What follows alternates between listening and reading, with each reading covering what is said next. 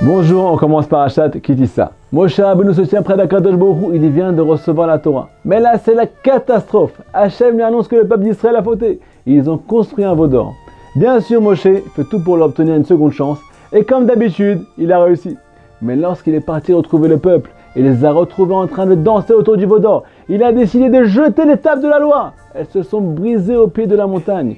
Et il faut savoir que Hachem en a remercié.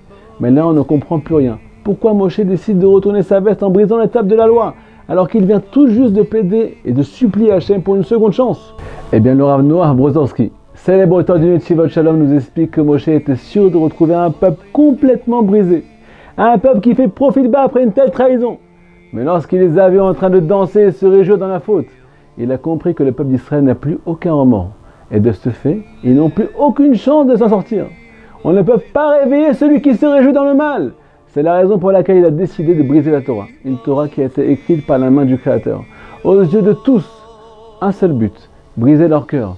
Qu'ils se réveillent et prennent conscience de la gravité de leurs actes. Car il faut savoir que Hachem désire tellement le peuple d'Israël qu'il a créé dans la faute elle-même un chemin pour revenir vers lui. Ce chemin fait référence au battement de cœur que chaque juif d'Israël ressent lorsqu'il transgresse sa volonté de son Père.